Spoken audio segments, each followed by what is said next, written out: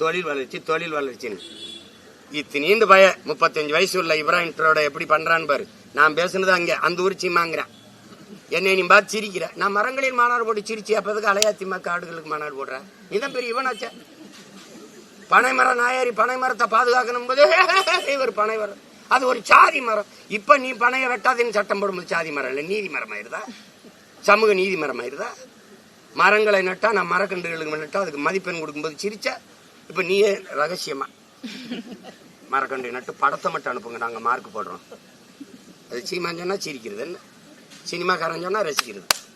டேய் உங்களை எல்லாம் முச்சந்தில வச்சு வெளுக்கிற காலம் வருதா இல்லையான்னு பாருங்க. ஆளுகளை பாருங்க. சும்மா கல்வி மாநாடு அரங்கத்துக்குள்ள நடக்குது. எத்தனை பெரிய கல்வியாளர்களை கூப்பிட்டு எவ்வளவு பெரிய தாளாளர்கள், வேந்தர்கள், துணை வேந்தர்கள் அவர்களையெல்லாம் கூப்பிட்டு உட்கார வச்ச கல்வியில் சிறந்த மாநாடுன்னு போட்டு புகழ்ந்து தள்ளிட்டாப்ல.